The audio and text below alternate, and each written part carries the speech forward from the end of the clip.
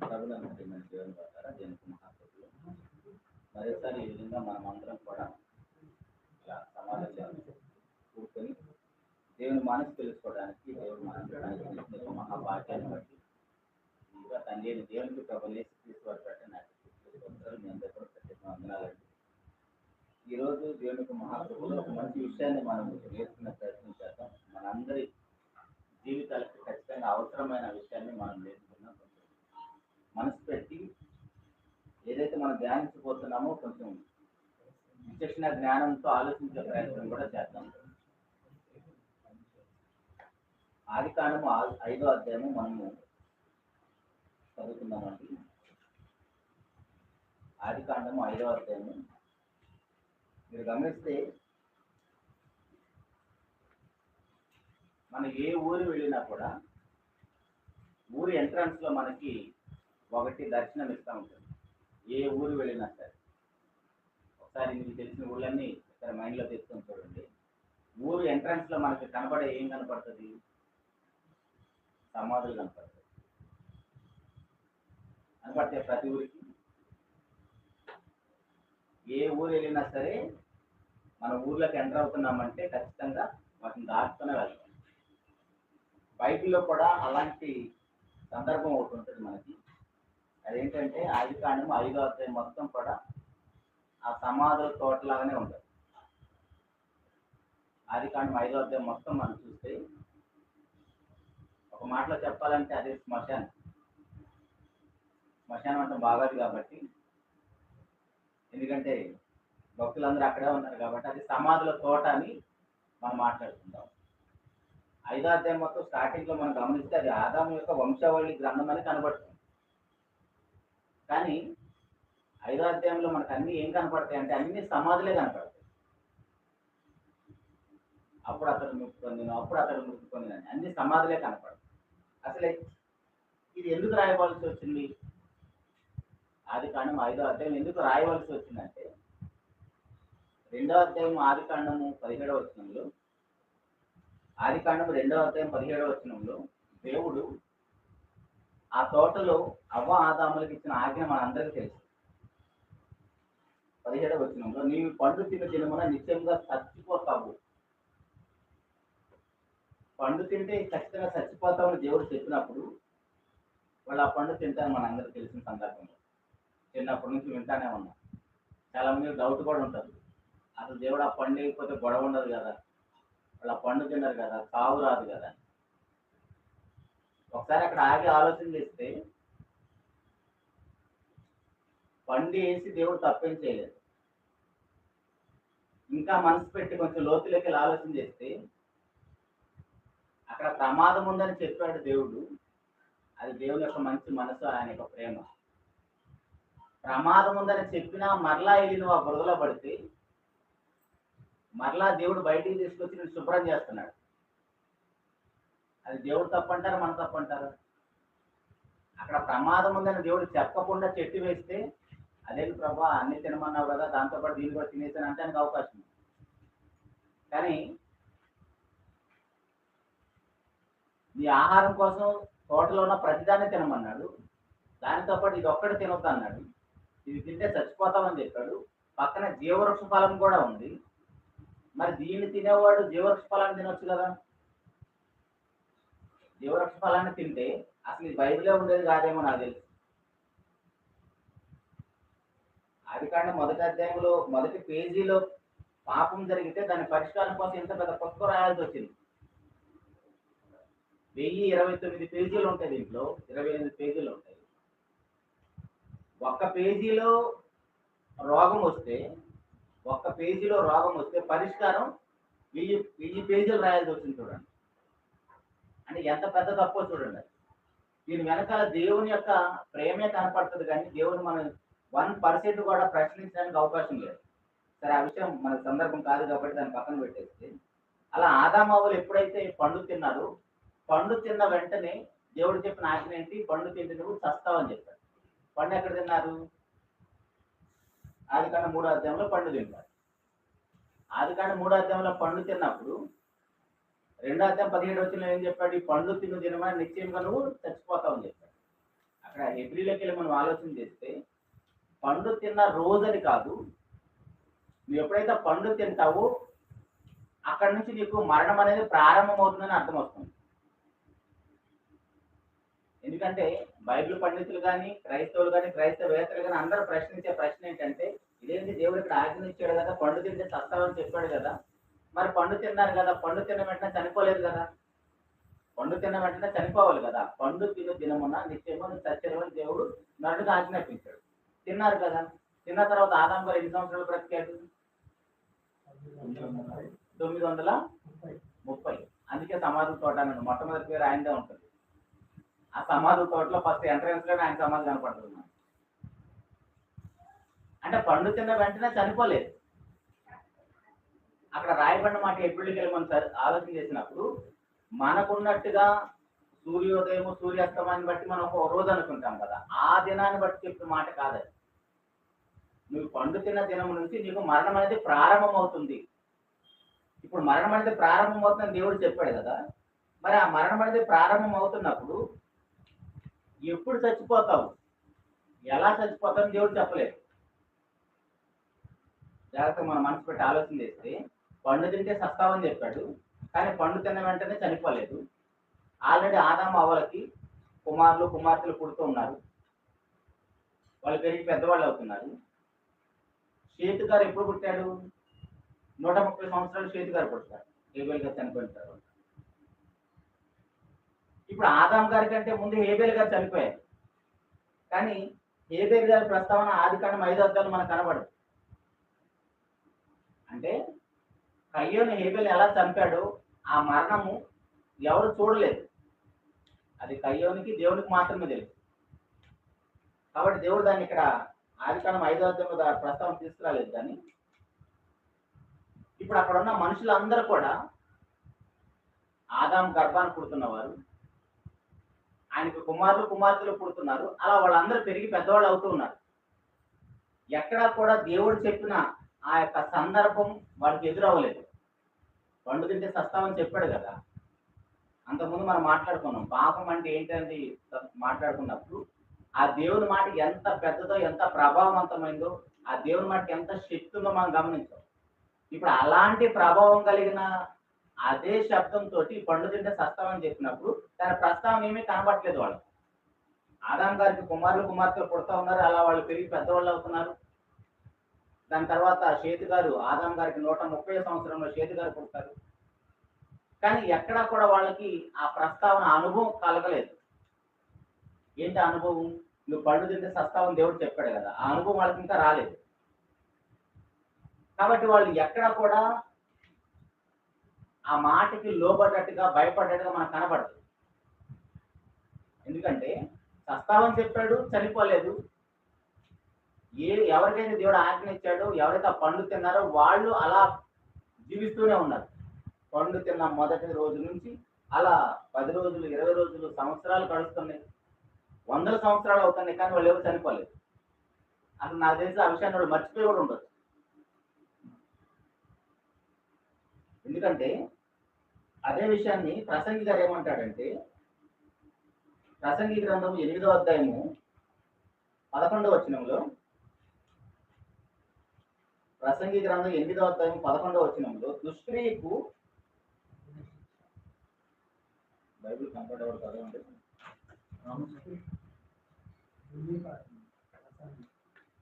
ప్రసంగి 8:11 దుష్క్రియకు తగిన శిక్ష శీఘ్రముగా కలగకపోవట చూసి మనుషులు భయము విడిచి హృదయపూర్వకంగా దుష్క్రియలు చేయుదురు. ఏంటంట? దుష్క్రియకు తగిన శిక్ష శీఘ్రంగా కలగపోవటం వలన మనుషులు భయము విడిచి వాళ్ళు ఇష్టం వచ్చినట్టుగా తప్పులు చేస్తారంట. అది ఆదాం గారి దగ్గర నుంచి అందరికీ వర్తిస్తుంది, మనతో సహా. ఎందుకంటే తప్పు చేసిన వెంటనే, పండు తిన్న వెంటనే ఆదాం అవ్వలు చనిపోయి ఉంటే పరిస్థితి ఎలా ఉండేదో మనకు తెలియదు. మరలా దేవుడు ఎవరిని పుట్టించేవాళ్ళు ఇంకా తెలియదు. కానీ పండు తిన్న రోజు నుంచి నీకు మరణం అనేది ప్రారంభమైంది. దేవుడు చనిపోయే వాళ్ళగా దేవుడు వాళ్ళని కలుగు చేయలేదు. ఆదికాండం 3వ అధ్యాయం 19వ వచనం కూడా చూస్తే, ఆదికాండం 3:19 నీవు నేలకు తిరిగి చేరు వరకు నీ ముఖపు చెమట కార్చి ఆహారం తిందువు, ఏలయనగా తీయబడితివి, నీవు మన్నే కనుక తిరిగి మన్నైపోదు అని చెప్పాను. ఆల్రెడీ నువ్వు నేల నుంచి తీయబడ్డావు కాబట్టి ఎప్పుడైతే ఈ పండు తింటావు ఖచ్చితంగా నువ్వు మట్టిలోకి వెళ్ళిపోతావు. మరి వెళ్ళిపోయాడా? వెళ్ళిపోలేదు. అందుకే అక్కడ ఆగుతున్నాం. అనుకుంటే పండు తిన్న వెంటనే చనిపోయాడు అనుకోండి, సమస్య వేరే విధంగా ఉండేదేమో, పరిస్థితి ఎలా ఉండేదో మనకు తెలియదు. కానీ పండు తిన్నారు, అంత పెద్ద ఆజ్ఞను అతిక్రమించారు, ఆ దుష్క్రియకు తగిన ఫలం శీఘ్రంగా కలగలేదు, వారికి కుమార్తెలు పుడుతున్నారు. మొదటి మనిషి నుంచి అందరూ ఉద్భవిస్తూనే ఉన్నారు భూమి మీద, భూమిని నిందిస్తూనే ఉన్నారు. కానీ వాళ్ళలో ఎవరికి కూడా ఆ అనుభవం రాలేదు. అలా అనుభవం రాకపోవటం వలన పరిస్థితి ఎలా ఉందంటే, ఇప్పుడు ఒకసారి మన దగ్గరకు వచ్చి చూడండి, ఆయన అంత ధైర్యంగా ఉండటానికి వాళ్ళకి అలాంటి అనుభవం లేదు. కానీ ఇప్పుడు మనకి కదిలితే అన్ని శిక్షలే ఉన్నాయి, అన్ని సెక్షన్లే ఉన్నాయి. ఏ తప్పు చేస్తే ఏ సెక్షన్లు ఉన్నాయి, అయినా సరే ఆ సెక్షన్ల మీది తప్పు చేస్తూనే ఉంటారు. ఏ సెక్షన్కి ఏ శిక్షకి కూడా మనుషులు భయపడలేదు. ఇప్పుడు రీసెంట్గా మనం తమిళనాడులో కూడా చూసాం, 10 సంవత్సరాల పాపని అంత దారుణంగా చంపేయటం వల్ల, అంతకంటే ముందు 6 సంవత్సరాల పాప, 8 సంవత్సరాలు, మరీ ముసలి వాళ్ళు కూడా, అంటే వీళ్ళందరికీ కూడా ప్రభుత్వాల ద్వారా శిక్షలు పడుతున్నాయి. కానీ ఎవరు భయపడలేదు. ఒక పక్క చేసిన తప్పుకు శిక్షలు అనుభవిస్తున్నా సరే, వాళ్ళు చంపేస్తున్నా సరే, ఎన్కౌంటర్ చేస్తున్నా సరే, మిగిలిన ప్రజలు భయపడలేదు. ఇలాంటి పరిస్థితుల్లో, ఇలాంటి సిచ్యువేషన్ నుంచి ఒకసారి ఆదాం గారి దగ్గరికి వెళ్ళి ఆలోచించేయండి. ఆదాం గారు పండు తింటే చస్తామని చెప్పాడు దేవుడు, కానీ వాళ్ళకి అనుభవం రాలేదు, వాళ్ళు చనిపోలేదు, ఆ శిక్ష పడలేదు. వాళ్ళకి భయం ఉంటుందా? వాళ్ళకి ఏం భయం లేదు, ధైర్యంగా బ్రతికేస్తున్నారు. మరి ఇలాంటి తరుణంలో, ఇలాంటి పరిస్థితుల్లో అంతకుముందు ఆల్రెడీ కయ్యోను గారు కూడా తప్పు చేశారు, సొంత తమ్ముడిని చంపేశాడు. ఆదాం గారు తప్పు చేశాడు, చనిపోలేదు. అట్ ద సేమ్ టైం కయ్యోను గారు కూడా హేబేల్ని చంపాడు.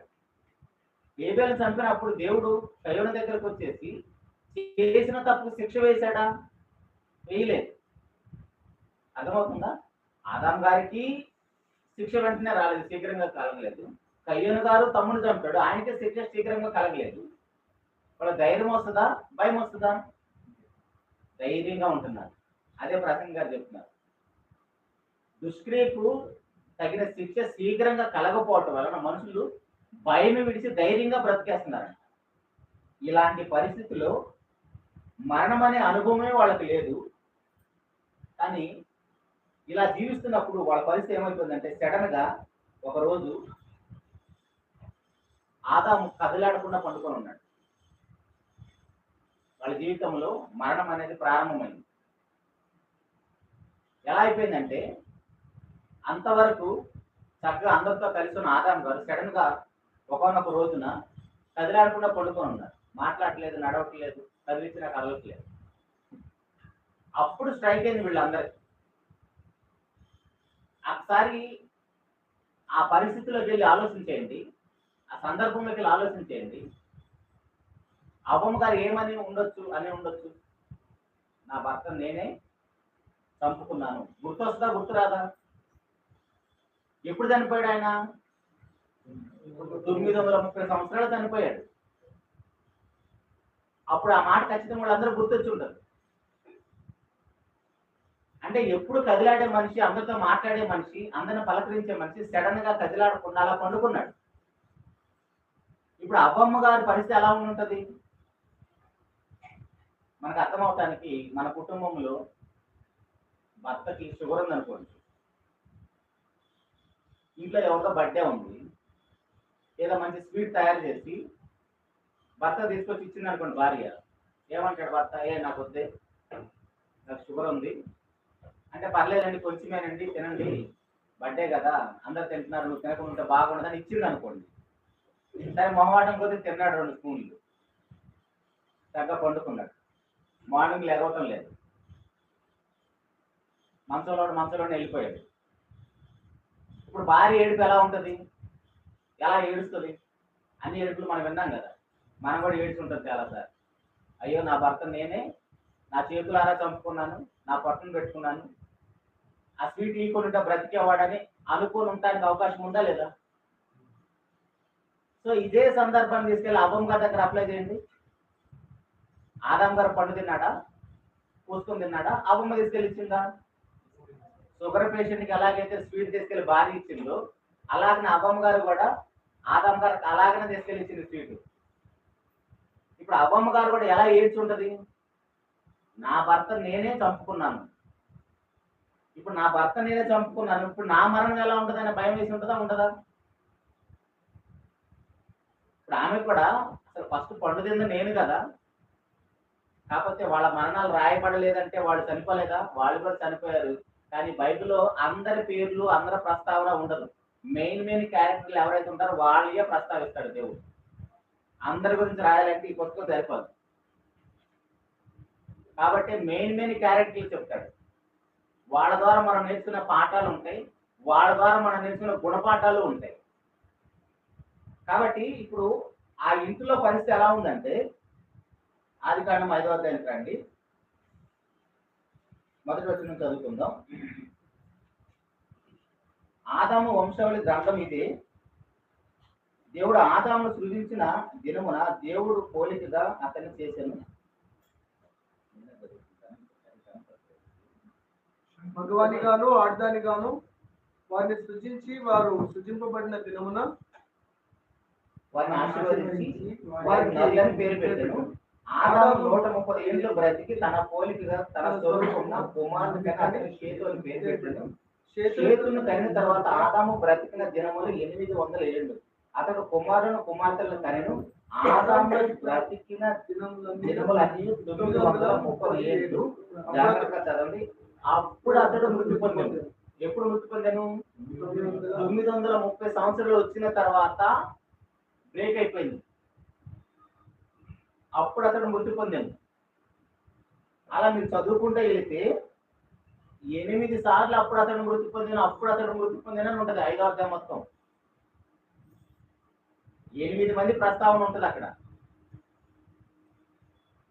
తర్వాత 9వ వచనంలో కూడా అప్పుడు అతడు మృతి పొందాను, 14వ వచనంలో అప్పుడు అతడు మృతి పొందాను, 17వ వచనంలో అప్పుడు అతడు మృతి పొందాను, 20వ వచనంలో అప్పుడు అతడు మృతి పొందాను, తర్వాత 27వ వచనంలో అప్పుడు అతడు మృతి పొందాను. ఇలా 8 సార్లు ప్రస్తావన ఉంటుంది. అంటే 930 సంవత్సరాల తర్వాత ఒక్క రోజు కూడా పెరగడానికి అవకాశం లేదా? క్లోజ్ అన్నమాట. అప్పుడు అతడు మృతి పొందాను. సో ఇప్పుడు మన ఆయుష్కాలం ఎంత?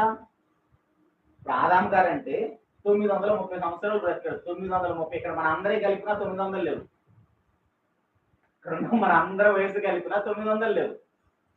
ఆయనకైతే దేవుడు 930 సంవత్సరాల ఆయుష్కాలాన్ని పొడిగించాడు. డే 1 ఎప్పుడు ప్రారంభమైంది? 930 అనేది ఎప్పుడు ప్రారంభమైంది? పండు తిన్న రోజు నుంచి ప్రారంభమైంది. మరణం ప్రారంభమైంది వాళ్ళకి. పండు తిన్న రోజు మొదటి రోజు అయితే అలా 930 రోజు వచ్చేటప్పటికి ఆయన చనిపోయాడు. ఆ 930 అనేది ఏంటిది? పండు తిన్న మొదటి రోజు నుంచి. అంతకుముందు దేవుడు ఎప్పుడు చెప్పాడో తెలియదు. సో ఇప్పుడు ఒకసారి మన ఆయుష్కాలం దగ్గరికి వద్దాం. మనం ఎంతకాలం బ్రతుకుతాం? ఏమైనా గ్యారెంటీ ఉందా? నోవా కాలం జలప్రళయనప్పుడు దేవుడు ఎంత ఆయుష్కాలాన్ని వాళ్ళకి పొడిగించాడు? 120 సంవత్సరాల ఆయుష్కాలాన్ని గ్రేస్ పీరియడ్ ఇచ్చాడు అంతే. మామూలుగా వాళ్ళు 100 సంవత్సరాలే బ్రతుకుతున్నారు. 100 సంవత్సరాలు బ్రతుకుతుంటే 120 దేవుడు అవకాశం ఇస్తే వాళ్ళు 120 దగ్గర కాదు 100 సంవత్సరాల లోపే చనిపోయారు జలప్రళయం అందరూ నోవా కాలం. ఒకసారి మోషే గారి దగ్గరికి వెళ్ళి చూడండి, 90వ అధ్యాయము. 90వ అధ్యాయంలో మోషే గారు ఏమంటున్నాడంటే,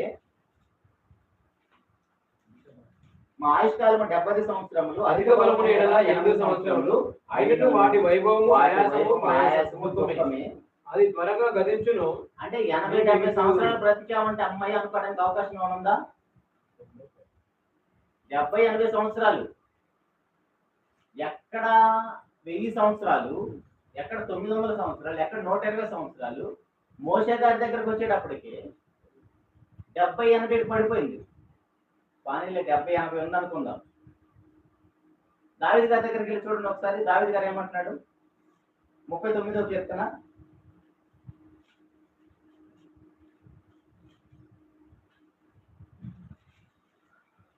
39వ కీర్తనలో దావీదు గారు ఏమంటున్నాడు? 4-5 వచనాల్లో కీర్తన గ్రంథం 39:4 వచనం, యెహోవా నా అంతం ఎప్పుడున్నది, నా దినముల నా దినముల ప్రమాణము ఎంతైనది ఎంతైనదో నాకు తెలుపుము, నా ఆయువు ఎంత నా అల్పమైనదో ఆయువు ఎంత అల్పమైనదో నేను నేను తెలుసుకొని తెలుసుకొని కోరుచున్నాను. నా దినముల పరిమాణం నా దినముల పరిమాణము నువ్వు బెత్తడంతగా చేసి ఉన్నావు. నా సన్నిధిని నీ సన్నిధిని నా ఆయుష్కాలం లేనట్టే ఉన్నది. ఎంత స్థిరుడైనను ప్రతి వాడును కేవలం కేవలము వట్టి ఊపిరి వలె ఉన్నాడు.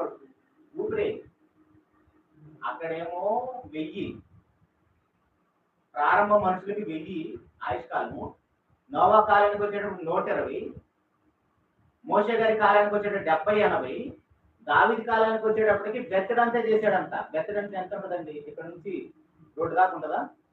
బెత్తడంతా ఎంత ఉందే కదా. బెత్తడంతా కూడా కాదంట. మరలా అసలు నీ సన్నిధిలో నా ఆయుష్కాలం లేనట్టే ఉందంట. ఊపిరి అంటున్నాడు.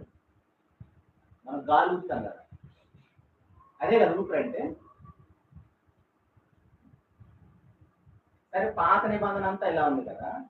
అంటే మనం ఎంత గర్రవీగుతున్నామో, మన ఆయుష్కాలం ఎలాంటిదో దేవుడు చెప్తున్నాడు. ఒకసారి యాకోబు దగ్గరికి వెళ్ళి చూద్దాం. యాకోబు గారు ఏమంటున్నాడు? 4:14 వచనములు, రేపేమి సంభవించునో నీకు తెలియదు, నీ జీవం ఏ పాటిది, మీరు కొంతసేపు కనబడి అంతలో మాయమైపోయి ఆవిరి వంటి వారు. ఎవరు? మనమే. ఆవిరంటే మన జీవితం.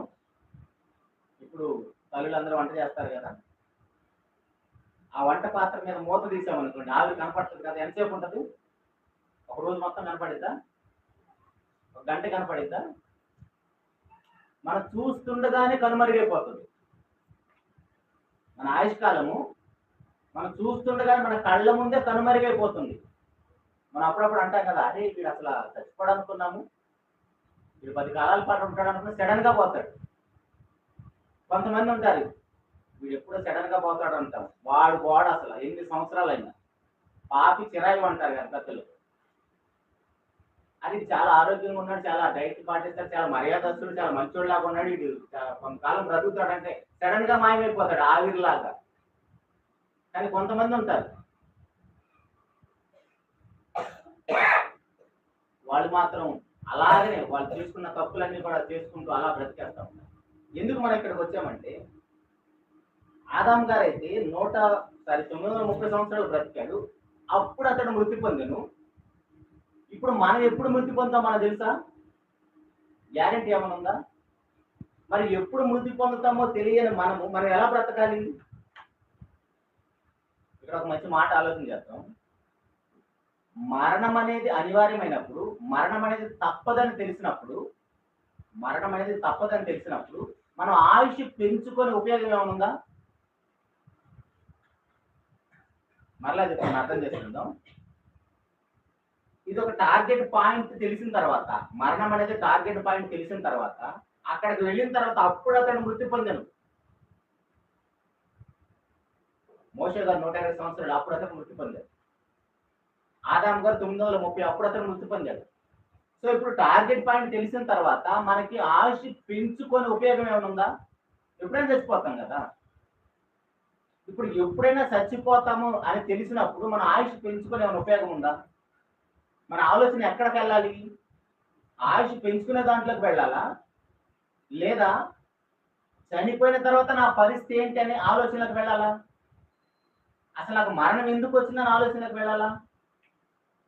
అర్థమవుతుందా ఏం చెప్తున్నాను? ఇప్పుడు ప్రజెంట్ మనకి మొన్న కోవిడ్ వచ్చినప్పటి నుంచి అందరికి ఆరోగ్యం మీద చాలా శ్రద్ధ వచ్చేసింది.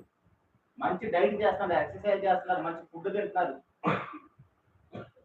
ఎంత చేసినా మరణం అయితే ఉంది కదా.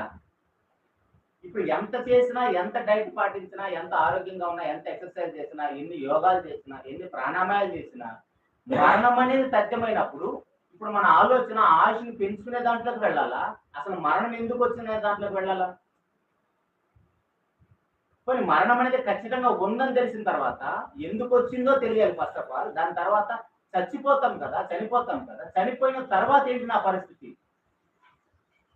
అక్కడికి వెళ్ళకపోతే ఈ లోకంలో మనం ఏం చేసే ఉపయోగం ఏముంది? మనము చాలా చిన్న విషయం మాట్లాడుకుంటా వస్తున్నాం. సమాజంలో మనం చూస్తే అసలు కొంచెం మనకి అందం ఉన్నా, చదువు ఉన్నా, డబ్బు ఉన్నా, ఆరోగ్యం ఉన్నా, మంచి స్టేటస్ ఉన్నా మనల్ని ఎవరు పట్టుకోలేడు. మన కళ్ళకి ఎవరు కనపడరు. అసలు కుటుంబస్తులు కనపడరు, బంధువులు, స్నేహితులు కనపడరు. కానీ అలాంటి వాళ్ళందరూ కూడా తెలుసుకోవాల్సిన విషయం ఏంటంటే, ఒక ఆయన ఉన్నాడు. ఆయన ఏమంటాడంటే, లూకాసు వార్త 16వ అధ్యాయంలో 19వ వచనం నుంచి, ఒక ధనవంతుడు ఉన్నాడు కదా. లూకాసు వార్త 16వ అధ్యాయం కూడా చనిపోయి పాత కట్టబడను. ఈ తేడా ఉందా? కూడా చనిపోయి పాత కట్టబడను. ఈ తేడా ఉందా? ఈ సందర్భం మనం ఎన్నిసార్లు చదువుకున్నాం? ధనవంతుడికి లాజర్కి ఏమైనా తేడా ఉందా? ధనవంతుడేమో బ్రతికినంత కాలం ప్రతిదినము సుఖపడుతున్నాడంట, మరణం సమానం చేసింది. లాజర్ ఏమో ప్రతి క్షణము కష్టం అనిపిస్తున్నాడు. మంచి లైఫ్ స్టైలే లేదు, మంచి బట్టలు లేవు, ఆరోగ్యం లేదు, అంతా కురుపులతో నిండి ఉన్నాడు. మంచి ఫుడ్ లేదు, ఇల్లు లేదు, వాకి లేదు, ఏమీ లేదు. కానీ వీళ్ళిద్దరిని సమానం చేసింది ఏంటిది? మరణం. ఇప్పుడు ఈయన ఎంత ఆస్తిపరుడైంది, ఎవరైనా వెంట తీసుకెళ్ళాడా? లాజర్ ఎలాగైతే చనిపోయాడో ధనవంతుడు కూడా అలాగనే చనిపోయాడు.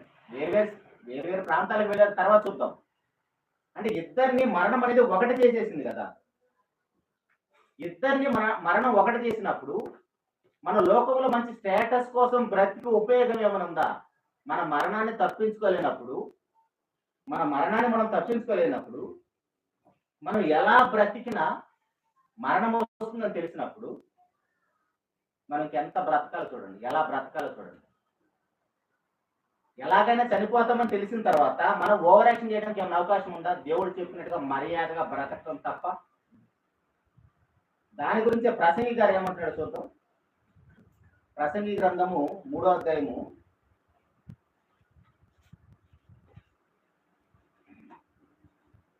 19వ వచనం కొంచెం జాగ్రత్తగా అర్థం చేసుకునే ప్రయత్నం చేస్తాం. నరులకు సంభవించినది ఏదో అదే మృగములకు సంభవించును. వాటికి కలుగు గతి కంటే కలుగు గతి ఒకటి. నరులు చచ్చినట్టు ఏమన్నా అర్థమవుతుందా? దేవుని సంగమా, అంటే మనం ఇంతకాలం ఏమనుకుంటున్నామంటే అసలు చాలా గొప్పగా ఫీల్ అవుతున్నాం. ఆయన అన్ని జ్ఞానం పొందుతున్నాడు. ఆయన అంటున్నాడు, ఏమంటున్నాడంటే, నదులకు సంభవించినది ఏదో అదే మృగములకు కూడా సంభవిస్తుంది. ఇప్పుడు మనిషికి మృగానికి తేడా లేదు, ఇద్దరిని ఒకటి చేస్తుంది. ఇందాక అక్కడ ధనవంతుడిని లాజర్ని చూసాం. ఆయనేమో దరిద్రుడు, ఈయనేమో ధనవంతుడు. ఈయనేమో ప్రతిరోజు కష్టం అనుభవిస్తున్నాడు, ఆయనేమో ప్రతిరోజు సుఖాన్ని అనుభవిస్తున్నాడు. మీరు గమనిస్తే ధనవంతుడు ఎలాంటి డ్రెస్ వేసుకున్నాడు, ఎలాంటి కలర్ వేసుకున్నాడో క్వాలిటీ కూడా రాశాడు. నిన్న చెప్పుకున్నాం మనం, ఆదివారం అనుకుంటా. దాని మీద 2 కొరింథీ పత్రిక 5:10 ఒకసారి చూద్దాం అన్నమాట. కొరింథీయులకు రాసిన 2వ పత్రిక 5వ అధ్యాయం 10వ వచనంలో, మనం అందరం కూడా క్రీస్తు న్యాయపీఠ మీదట మనం ప్రత్యక్షం కావాలి. ఎందుకోసం అంటే మనం చేసిన క్రియలు మంచివైనా సరే చెడ్డవైనా సరే మనం అందరం కూడా క్రీస్తు ప్రభు యొక్క న్యాయపీఠ మీదట ప్రత్యక్షం అయ్యే రోజు వస్తుంది. అదే మన మరణ దినం. మనం ఖచ్చితంగా చనిపోతాము. చనిపోయినప్పుడు యేసు ప్రభు యొక్క కళ్ళ ముందు నిలబడతాం. అక్కడ మనం చేసిన మంచి పనులకి చెడ్డ పనులకి మనకు తీర్పు వస్తుంది. ఆ ఫలం పొందడానికి వెళ్తాం ప్రభు యొద్దకు మనం. ఇప్పుడు ఇక్కడ ధనవంతుడు అంట సన్నపు నార వస్త్రాలు, ఓదారం అంటే క్వాలిటీ, అది ఎంత మంచి బట్టలు, అది ఎలాంటి కలరు, అవన్నీ కూడా దేవుడు రాసేటటువంటి లెక్క అడుగుతాడా అడగడా? బైబిల్లో రాయబడే మాటలు అంటే ఊరికే రాయబడలేదు. ఆ కలరు, క్వాలిటీ, దానితో పాటు ఆయన ప్రతిదినము సుఖం అనుభవించాడంట. దానికి అబ్రహాం గారు ఏమంటున్నాడు, నువ్వైతే అక్కడ సుఖం అనుభవించావు, లాజర్ అయితే కష్టం అనిపించాడు, కానీ ఇక్కడ లాజర్ ఏం చేస్తున్నాడు? నెమ్మది పొందుతున్నాడు. అంటే ఆరిన నేల మీద ఉన్నంత కాలం మన భూమి మీద ఎలా బ్రతికినా సరే ఖచ్చితంగా ఒకరోజు చనిపోతాము. ఇప్పుడు ఆ చనిపోయేటప్పుడు అక్కడంటే ఇద్దరు మనుషులు తీసేయి, ఒకడేమో ధనవంతుడు, ఒకడేమో పేదవాడు. కానీ ప్రసంగి గారు ఏమంటున్నాడు? నరులకు సంభవించినది ఏదో అదే మృగములకు సంభవించును, వాటికి కలుగు గతి ఒకటే. నరులు చచ్చునట్లు మృగములను చచ్చును, సకల జీవులకు ఒకటే ప్రాణము, మృగముల కంటే నరులకు ఏమి ఎక్కువ లేదు, సమస్తమును వ్యర్థము. ఇంకేమైనా ఉందా మనం విరవేగటానికి? మనకు అర్థమవటానికి మన ఇళ్ల పక్కన ఎక్కడైనా రోడ్ల మీద కుక్క చనిపోయింది అనుకోండి, చూసి చూడట్టుగా పోతాం.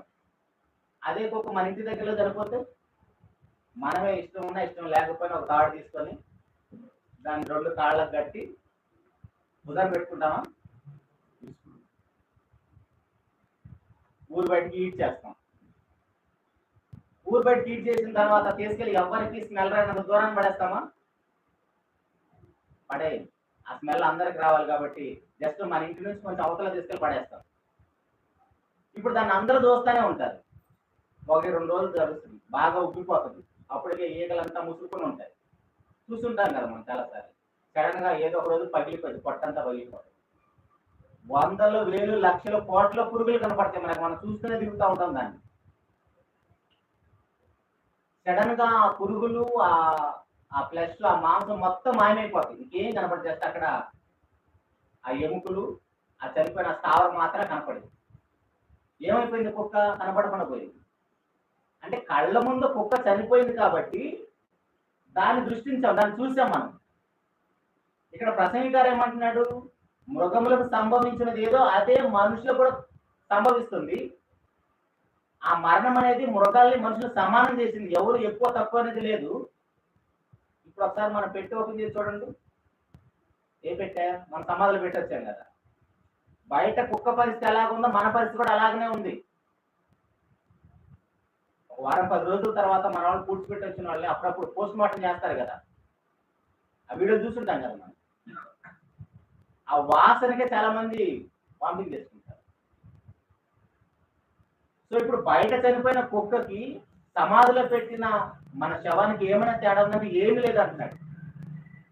ఇక్కడ ఏం అర్థం చేసుకోవాలి? ఎందుకు వచ్చింది అసలు ఈ మరణం మనకి? అక్కడ దేవుని మాటను మనం మీరినందుకు. తర్వాత 20వ వచనంలో, సమస్తము ఒక్క స్థలమునకే పోవును, సమస్తమును మట్టిలో నుండి పుట్టిన సమస్తమును మట్టికే ఊరిగిపోవును, తిరిగిపోతున్నది. నరుల ఆత్మ పరమునకు ఎక్కిపోవనో లేదో, మృగముల ప్రాణం భూమికి దిగిపోవనో లేదో ఎవరికి తెలియదు. మరి ఇలాంటప్పుడు మనము నేను మనిషిని, నేను డబ్బున్నవాడిని, నాకు మంచి స్టేటస్ ఉంది అని గొప్పలు పడడానికి ఏమైనా అవకాశం ఉందా? మనం ఇందాక అదే మాట్లాడుకున్నాం. ఎవరికైనా 4 డబ్బులు ఉన్నాయి అనుకోండి, అసలు వాళ్ళు కొట్టుకోగలుగుతాం మనం? వాడు మంచి ఉద్యోగంలో ఉన్నాడు అనుకోండి, అసలు వాడు తాగలుగుతాం మనం? వాళ్ళ దగ్గరికైనా పోగలుగుతాం? వాళ్ళ అపాయింట్మెంట్ కూడా దొరకదు మనం. మరి ఇలాంటి పరిస్థితుల్లో ఆ మరణం ఎందుకు వచ్చిందో ఆలోచన చేయాలా? ఆ మరణం నుంచి తప్పించబడటానికి ఏమైనా ఆలోచన వస్తుందా మనకి? చనిపోయారని ఏదో తను బాధపడిపోతాం. బాధపడిపోయిన మనం కూడా ఒక రోజు పోతాం ఖచ్చితంగా, అదే వరుస. మరి ఇలాంటప్పుడు మనకు రావాల్సిన ఆలోచన ఏమిటి? జంతువులు ఏ రోజున దేవుడు తయారు చేశాడు? ఆదికాండము మొదట దేవుడు జంతువులు ఏ రోజు తయారు చేశాడు? 6వ రోజు. మనము నరులు 6వ రోజే. అందరం అదే రోజు వచ్చాము, కానీ అందరము ఇద్దరిని సమానం చేస్తుంది ఏంటిది? మరణం. ఇప్పుడు వాటికి మనకి తేడా ఎక్కడుంది? అవేమో జస్ట్ దేవుడు కలుగును కాకంటే నోటి మాటతోటి భూమి పుట్టించింది, జంతువులన్నింటినీ, సముద్రం పుట్టించిన ఆకాశ పక్షులన్నింటినీ, జలచరాలన్నింటినీ. ఇప్పుడు వాటికి మనకి తేడా ఎక్కడుందంటే, మరణం ఇద్దరిని సమానం చేస్తుంది, ఓకే. వాటికి మనకి తేడా ఎక్కడుందంటే, మన సాక్షాత్తు దేవుని యొక్క స్వరూపం, దేవుని యొక్క పోలిక, దేవుని యొక్క లక్షణాలు ఎలా ఉన్నాయి అలాంటి లక్షణాలతో మనల్ని కలుగు చేశాడు దేవుడు. ఇప్పుడు దేవుని స్వరూపంలో దేవుని పోలికలో చేయబడ్డ మనల్ని ప్రారంభంలో అపవాదములు చెప్పాడు. దేవుడు ఏమని చెప్పాడు? దేవుడు ఏలిక కదా, దేవుడు పరిపాలకుడు కదా, దేవుడు పరిపాలన చేసేవాడు కదా. ఆ పరిపాలన చేసే దేవుడు భూలోకానికి వచ్చి భూలోకాన్ని పరిపాలన చేయకుండా తన పిల్లలు ఈ లోకాన్ని ఏలాలని చెప్పాడు దేవుడు. ఇప్పుడు భూలోకాన్ని ఏలవలసిన మనిషి దేని ఏలుతాడు? ఆకాశ పక్షులను, జంతువులను, పురుగులను, సమస్తాన్ని ఏలుతాడు దేవుడు, నరుడు. ఇప్పుడు అదే నరుడు, ఏలవలసిన నరుడు, పరిపాలకుడైన నరుడు అదే మృగంతో సమానంగా పండుకుంటున్నాడు సమాధిలో. ఎందుకు వచ్చిన స్థితి? ఒక రాజు స్థానాన్ని విడిచి కుక్కలాగా చనిపోయే పరిస్థితి ఎందుకు వచ్చింది? నువ్వు చేసిన పాపాన్ని బట్టి. అర్థమవుతుందా? దేవుని యొక్క ఆజ్ఞ మీరితే వచ్చే ప్రమాదం. ఆ ఆజ్ఞ మీరటం వల్ల వచ్చిన ప్రమాదాన్ని ఇప్పటికి కూడా మన సమాజం గుర్తించలేకపోతుంది. మరణం అనేది మనుషుల్ని, మృగాల్ని సమానం చేస్తుంది. ఇప్పుడు మనము బాగా డైట్ పాటించి, అంటే ఆదాం గారి కంటే ఎక్కువ డైట్ పాటించగలుగుతాం మనం. ఆదాం గారికి ఫుడ్ ఏంటండి? మళ్ళా నాన్ వెజ్ ఉందా? ఆదాం గారికి నాన్ వెజ్ ఉందా? నాన్ వెజ్ ఎప్పుడు వచ్చింది? 9వ అధ్యాయంలో వచ్చింది నాన్ వెజ్. అంతకుముందు నాన్ వెజ్ లేదు. ఇప్పుడు మనకు నాన్ వెజ్ లేకపోతే ముద్ద దిగదు. పాస్టర్లు అందరూ పొట్టలేసుకుని ఉంటున్నారు. అందుకే పాస్టర్లకు నేను రోగాలు ఎవరికి ఉండదు. ఎందుకంటే వెళ్ళిన ప్రతి చోట వాళ్ళకి నాన్ వెజ్ లేకపోతే పాస్టర్ కూడా ముద్ద దిగదు. వారికి అడిగే వాళ్ళకి దేవుళ్ళగా తయారైపోయారు. కానీ ఆదాం గారికి అన్ని విత్తనాలు, ఫ్రూట్స్, ఆకుకూరలు, అంత మంచి డైట్ పాటించాడు. దాంతోపాటు శారీరక శ్రమ ఉంది ఆయనకి. ఆదాం గారు చేసిన పని ఏం పని? వ్యవసాయం. చెమటూర్చి ఆహారం పండించుకొని తినాలి. కానీ ఇప్పుడు మనకి కడుపులో కూడు కదలకుండా డబ్బులు సంపాదించే పరిస్థితి వచ్చింది. అందుకే అన్ని ఒంటి నిండా రోగాలు వచ్చేసాయి. చిన్నలు, పెద్దలు అందరికీ హార్ట్ అటాక్లు కూడా వచ్చేస్తున్నాయి. మనం తింటున్న ఫుడ్ అన్నీ కూడా. అంటే ఫుడ్ ఎంత జాగ్రత్తగా తింటే దేవుడు మనకిచ్చిన ఆయుష్కాలం వరకు బ్రతకగలుగుతాం. అంటే ఫుడ్ విషయంలో కూడా మనకి జాగ్రత్త లేకపోతే అది కూడా పాపమే. వీళ్ళు ఎలాగూ నేను ఇచ్చిన ఆయుష్కాలం వరకు బ్రతకరు, వీళ్ళు మరణాన్ని తెచ్చేస్తున్నారు కాబట్టి తొందరగా చంపేద్దామని 9వ అధ్యాయం నుంచి నాన్ వెజ్ కూడా తిని సామంటారు అన్నాడు దేవుడు. అంతకుముందు జంతువులు కూడా నాన్ వెజ్ లేదు, అన్నిటికీ ఆకుకూరలే. ఇప్పుడు ఆ మరణం అనేది అందరిని సమానం చేసినప్పుడు ఇప్పుడు మనం ఏం ఆలోచన చేయాలి? మరణం నుంచి తప్పించుకోవటం ఎలాగో ఆలోచన చేయాలి. మరణం అనేది మన అందరినీ సమానం చేస్తుంది కదా. దాంతోపాటు ఇంకొక విషయం ఏంటంటే, జీవరాశులన్నింటి కూడా దేవుడు నోటి మాటతో కలిగించాడు. దేవుడు కలుగును కాకంటే వచ్చాయి. కానీ మనము సాక్షాత్తు దేవుడు తన ఊపిరి నూదాడు మనకి. 2వ అధ్యాయం 7వ వచనంలో, ఆదికాండంలో, ఆ మట్టి బొమ్మలకు దేవుడు జీవవాయువును ఊదగా నరుడు జీవాత్మ అయ్యాడు. అది మన గొప్పతనం. అంత గొప్పవాళ్ళైన మనము మృగాలు సమానమైపోయి మరణ విషయంలో. యాక్చువల్గా మనం మృగాలను ఏలాలి, సృష్టిని అంతా ఏలాలి. మరణాన్ని తెచ్చుకోవటం వలన, పాపం చేయటం వలన మృగానికి మనిషికి తేడా లేకుండా పోయింది. ఆ మరణం అనేది ఇద్దరిని సమానం చేసింది. కానీ మనకి దేవుడు అంటే కొంచెం లెక్క ఉంటుందా? దేవుడు అసలు పట్టించుకుంటాం మనం? యోబు గారు ఏమంటున్నాడు చూడండి ఒకసారి. యోబు గ్రంథము 34వ అధ్యాయము 14వ వచనంలో, దేవుడంట తన శ్వాస నిశ్వాసలను ఒక్కసారి ఎనికి తీసుకుంటే మనం కొంచెం కాళ్ళు ఎగరేస్తా ఉంటాం కదా, మనందరూ బ్రతుకులు ఎలా ఉంటాయి చూడండి. ఆయన తన మనస్సు తన మీద ఎడల తన శ్వాస నిశ్వాసములను తన యొద్దకు తీసుకొని ఎడల శరీరులందరూ ఏకముగా నశించదు, నరులు మరల భూమి అయిపోతారు. ఇంకేమన్నా ఉందా మనం ఓవర్ యాక్షన్ చేయడానికి? కానీ మన ఆ దేవుడి దగ్గరకు రమ్మంటే రాము. ఎంత ప్రేమమేడు అర్థమవుతుందా దేవుడు? ఎంత దీర్ఘశాంతమంతుడు అర్థమవుతుందా? ఆయన మాట మాత్రం సెలవిస్తే ఇంత పెద్ద సృష్టి కలిగింది కదా. ఆ దేవుడు మాట అంటే మనకు లెక్కలేదు. కానీ ఆ దేవుడు ఆదాము గారికి ఏదైతే తన ఊపిరిని ఊదాడో, నరుడు జీవాత్మ అయ్యాడు, మనిషిలాగా బ్రతికాడు, మట్టి బొమ్మ మనిషి అయ్యాడు. అదే శ్వాసను ఎనికి తీసుకుంటే ఒక్కసారిగా మనం అందరం దూడివైపోతామంట. కానీ మనకేం ఆయనంటే కొంచెం కూడా భయం ఉండదు. మనం చేసిన తప్పుకి ఇందాక ప్రసంగం గారు చెప్పినట్టుగా శీఘ్రముగా శిక్ష కలగకపోవడం చూడగా నరులందరూ భయం విడిచి ధైర్యంగా బ్రతికేస్తున్నారంట. కాబట్టి ప్రభునందు ప్రియమైన దేవుని వల్ల ఇలాంటి పరిస్థితుల్లో మరణ విషయంలో మనం ఏం ఆలోచన చేయాలి? మరణ విషయంలో మనం ఏం ఆలోచన చేయాలంటే అదే ప్రసంగి గారు మాట్లాడుతున్నాడు 2వ అధ్యాయము.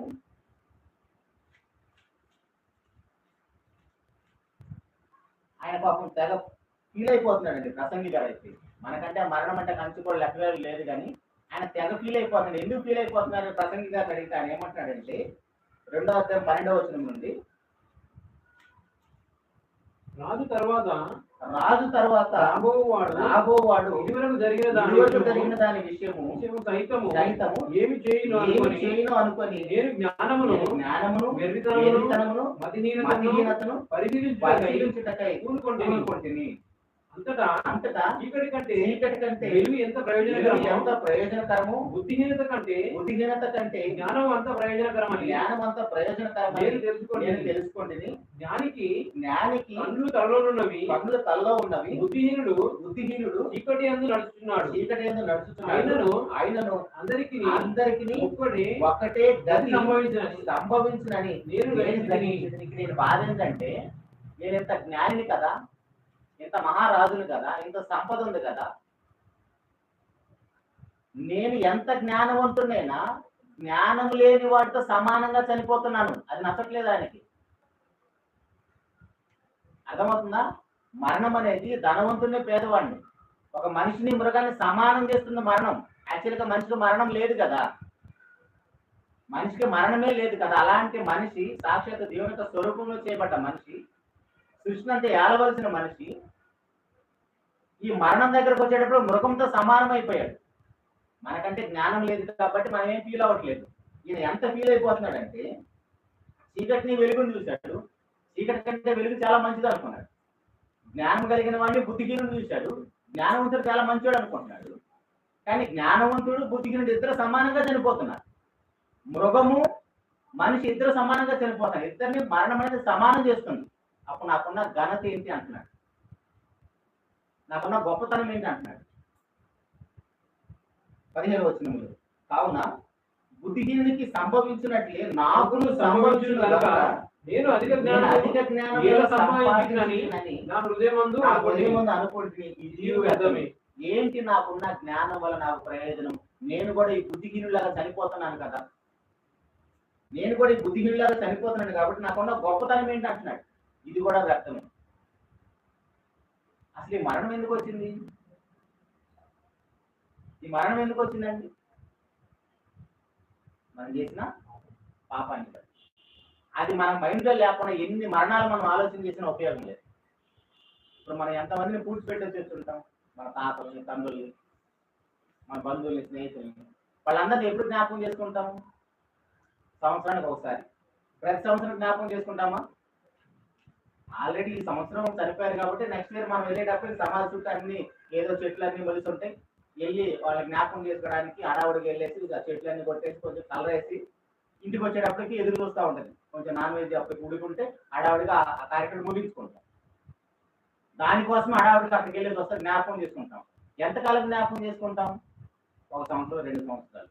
తర్వాత మరవబడతాం. అదే విషయాన్ని కూడా ప్రసంగి గారు మాట్లాడుతున్నాం. చూడండి 9వ అధ్యాయము 9:5 చూడండి ఒకసారి. బ్రతికి ఉండు వారు తాము చతురని ఎరుగుదురు. అయితే చచ్చిన వారు ఏమీ ఎరుగరు. వారి పేరు మరువబడి ఉన్నది. వారికి ఇక ఏ లాభమును కలగదు. వారిక పగబెట్టుకొనరు, అసూయపడరు. సూర్యుని కింద జరుగు వాటిలో వారికి ఎప్పటికీ వంతు లేదు. ఏంటండి మన గొప్ప? ఈ సంవత్సరం చనిపోయామంటే నెక్స్ట్ ఇయర్ గుర్తుంటలేదు మనం. కానీ మనమేమో చాలా గొప్పలాగా ఫీల్ అవుతున్నాం. ఇందాక రాము గారు చాలా ఫీల్ అయిపోతున్నాడు. అన్న ఎవరిని పిలిచినా రావట్లేదన్న, వీళ్ళందరూ నరకానికి సిద్ధపడుతున్నారన్న. పాపం నోవా గారు 120 సంవత్సరాలు ఓడగడుతూ సువార్త ప్రకటించారు. 120 సంవత్సరాలు. మన క్లాస్ ప్రారంభించిన సంవత్సరం కూడా కావట్లేదు. అవి ఉన్న 3 కుటుంబాలే ఉంటున్నాం. వీళ్ళలో కూడా డుమ్మాలు కొట్టేవాళ్ళు. క్లాస్ ఉందని తెలిసిన సరే అటు ఇటు తిరిగేవాళ్ళు. రానుల కోసం మనం ఎందుకు బాధపడాలి? అక్కడ లోతు గారిని కూడా పాపం నోవా గారు అయితే చక్కగా కుటుంబం మొత్తాన్ని రక్షణ వాళ్ళు ఎక్కించాడు. లోతు గారు తన భార్య పిల్లలు తీసుకుని పోతే అల్లుళ్ళు కూడా పిలుస్తాడు. ఏం పిలిచినట్టే పిలుస్తారు. వాళ్ళు ఏమన్నారు? పిలుస్తున్నందుకు ఎగతాళి వాడైపోయాడంట. లోతు గారు అల్లుళ్ళు ఎదుట ఎగతాళి చేస్తున్నారంట. అంటే ఎలా ఉన్నారు పరిస్థితి? అప్పటికి ఇప్పటికి ఏమీ తేడా లేదు. జలప్రవేశం అందరిని కొట్టుకొని పోతున్నా ఎరగలేదంట. ప్రభు రెండో అక్కడ సమయంలో ఉన్నాం మనం. అంటే మనుషుల మనస్తత్వాలు ఒకే విధంగా ఉన్నాయి. ఎప్పుడు రక్షించబడేవాడే సువార్త విని వాడే పరిగెత్తుకుంటా వస్తాడు. కాదు మనం వాళ్ళ ఆ మాట అందించవలసిన బాధ్యత మన అందరి మీద ఉంది. వాళ్ళు రాలేదని మనం ఫీల్ అవ్వాల్సిన అవసరం లేదు, వచ్చారని ఆనందపడాల్సిన అవసరం అంతకంటే కూడా లేదు. ఎందుకంటే వచ్చిన మనము, వింటున్న మనము, ప్రకటిస్తున్న మనము అంతవరకు మన సొంత రక్షణ కాపాడుకోలేకపోతే మనం కూడా నరకానికి దారిపోతాం. రానే వాళ్ళు రాలేదని ఫీల్ అవ్వాల్సిన అవసరం లేదు, వచ్చామని మన మీద గొప్పలు పోవాల్సిన అవసరం కూడా లేదు. ఇప్పుడు హార్ట్ ఆపరేషన్ జరిగింది, ఆపరేషన్ సక్సెస్. డాక్టర్ బాగానే ఆపరేషన్ చేశాడు. డాక్టర్ ఆపరేషన్ చేశాడు కాబట్టి ఇంకేం మెడిసిన్ వాడకుండా, ఏమి డైట్ పాటించుకోకుండా మన ఇష్టం వచ్చిన బ్రతికామనుకోండి, ఏమవుతుంది? వెళ్ళిపోతాం. ఇంకా ఆల్రెడీ హార్ట్ ఆపరేషన్ జరిగింది, బాప్తిస్మం అంటే అదే. ఇక్కడ నుంచి పరిశుద్ధపరచబడిన మనం పరిశుద్ధులుగా జీవించాలి.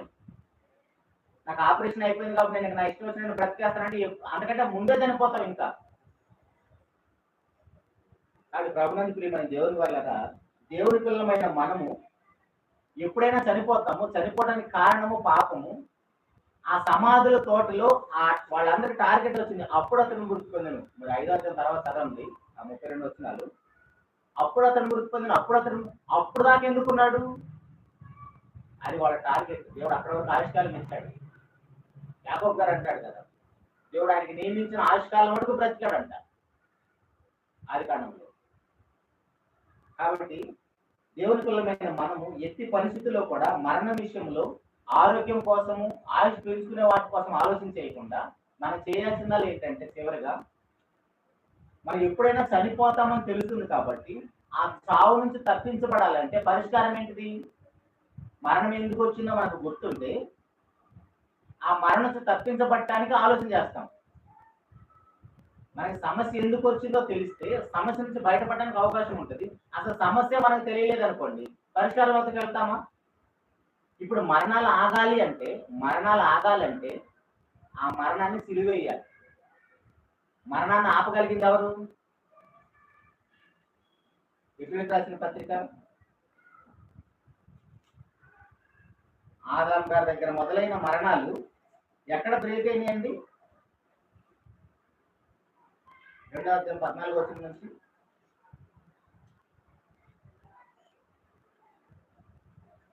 కాబట్టి ఆ పిల్లలు రక్త మాంసంలో గలవారైనందున ఆ ప్రకారమే మరణం యొక్క బలం గలవారికి అనగా అపవాదిని మరణం ద్వారా నశింపజేయుటకు జీవితకాలం అంతయు మరణ భయం చేత దాసనకు లోబడిన వారిని విడిపించుటకు ఆయన కూడా రక్త మాంసాల్లో పాలివాడాయను. ఎవరైనా ప్రభువైన యేసుక్రీస్తు ఏ మరణానికైతే ఆదాము గారు మొదలుకొని మనుషులు అందరూ భయపడుతున్నారు, ఆ మరణాన్ని ప్రభువైన యేసుక్రీస్తు వారు అనుభవించి ఆ మరణపు ముళ్ళుని విడిచేసి సజీవుడిగా తిరిగి లేచాడు. ఇప్పుడు మనము కూడా మరణానికి భయపడకుండా ఉండాలంటే, ఆ మరణం నుంచి మనం తప్పించబడాలంటే మనం కూడా ఎక్కడికి వెళ్ళాలి? ఎవరైతే మరణాన్ని గెలిచి తిరిగి లేచాడో, ఎవరి సమాధి అయితే ఖాళీగా ఉందో ఆ సమాధి యొద్దకు వెళ్ళాలి. మనం ఆ సిలువ యొద్దకు వెళ్ళాలి. లేదంటే మనం కూడా ఆ ధనవంతుడి వల్ల సమాధిలోకి వెళ్ళిపోతాం. ఎందుకు ప్రభు యొద్దకు రావాలి అర్థమవుతుందా? ఖాళీ సమాధి మన విశ్వాసం అవ్వాలి. యేసు ప్రభు దగ్గరికి మనం రావడానికి ఖాళీ సమాధి మీద విశ్వాసం ఇచ్చి రావాలి.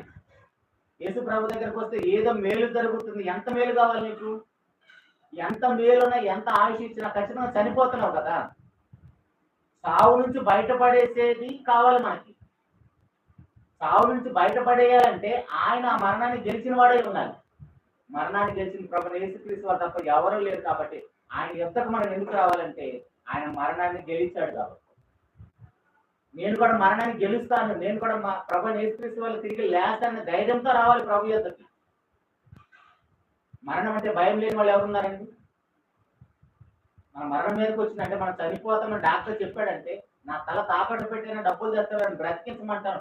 ముసలి వారైనా సరే ఆల్రెడీ ప్రపంచం అంతా అనుభవించిన తర్వాత కూడా పదుల సంఖ్యలో వయసు ఉన్నా సరే చచ్చిపోవడానికి ఇష్టపడతాం.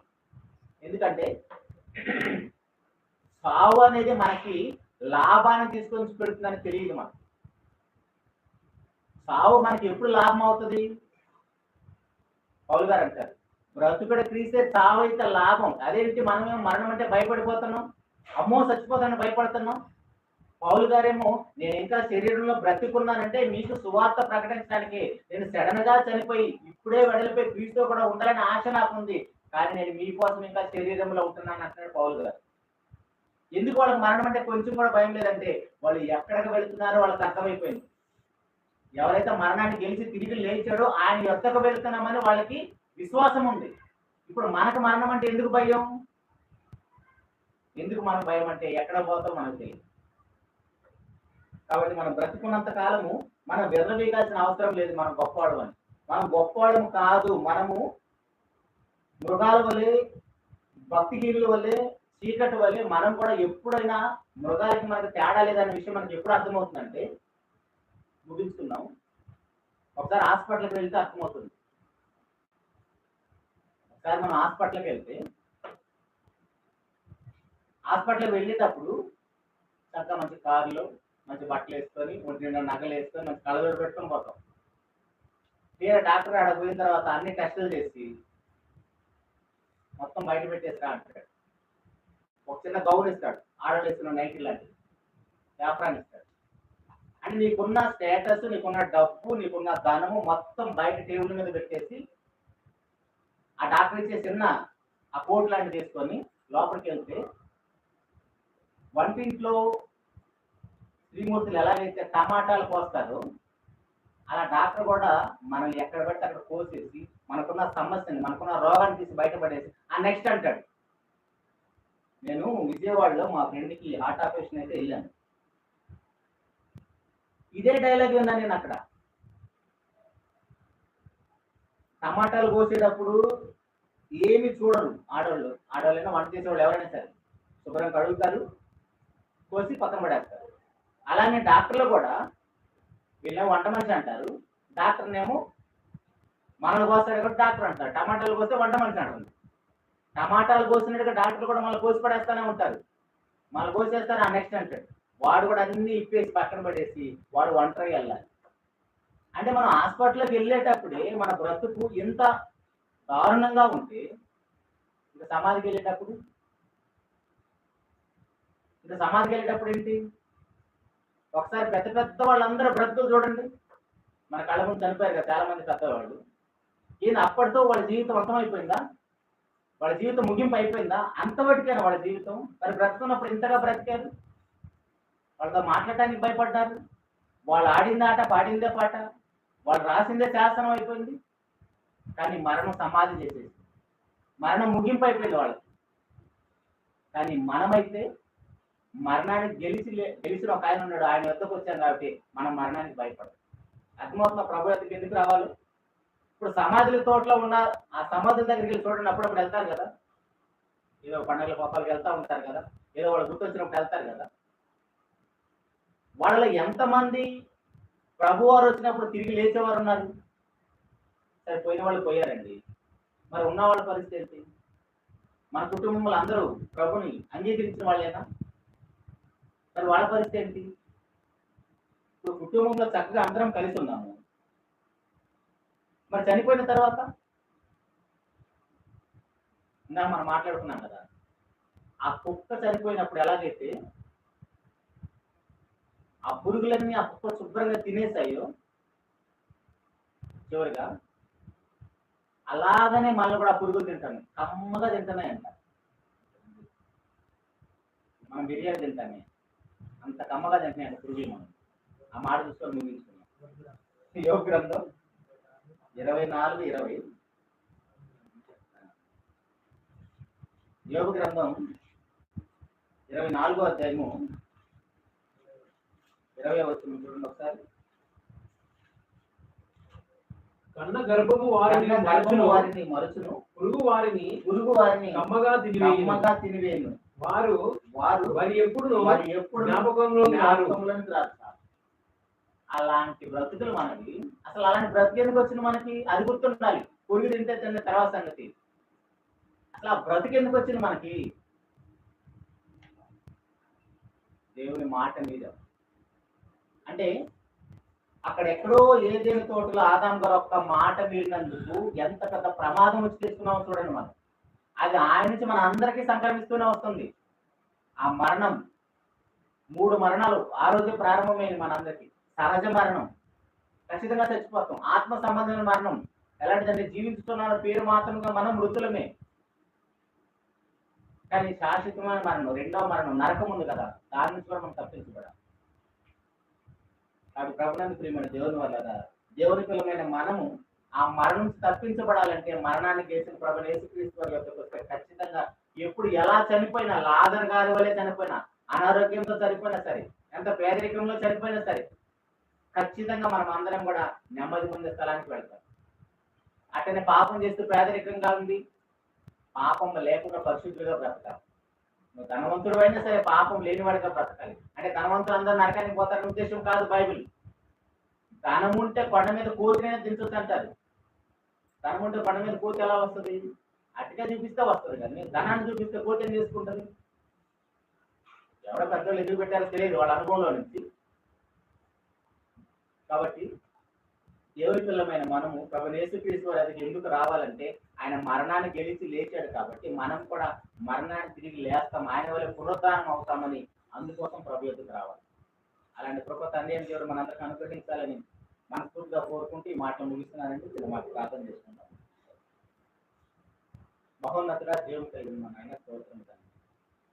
ఇంతవరకు తండ్రి మా అందరితో మీరు మాట్లాడిన ప్రతి మాటను బట్టి కోరుతున్నాను. చిన్న మాటలు తండ్రి మా అందరి జీవితాలు ఫలించలేకపోతున్నాను అనుగ్రహించుకుంటాను. మీ పిల్లమైన మేము నాయన మీ ఆజ్ఞను, మీ మాటను మీరి పాపాన్ని మూటగట్టుకున్నాం తండ్రి. ఆ పాపానికి తండ్రి మొదటి కుమారుడైన ఆదాము మొదలుకొని మా వరకు తండ్రి, మా తర్వాత తరం వారికి కూడా అందరికీ మరణం సంక్రమించింది. ఆ మరణం నుంచి తప్పించబడాలంటే నాయన ఎవరైతే మరణాన్ని తిరిగి లేచారో, మరణపు ముళ్ళుని విరిచారో ఆ ప్రభు యొక్క మేమందరం కూడా అడుగుపెట్టి ఇంకా నాశనానికి వెళ్ళేవారిని కూడా తండ్రి మీ వైపు తిప్పుటకు తండ్రి మా వంతులో మేము ప్రయాసపడుతున్నాం దాన్ని ప్రజల జ్ఞాపకం చేసుకుంటాం. రక్షించబడిన మేము మరలా విశ్వసిన పాపములకు లోకములకు వెళ్ళిపోకుండా పరిశుద్ధాత్మ సహాయంతో అంతం వరకు మా సొంత రక్షణ కాపాడుకున్న కోరుకున్నాను.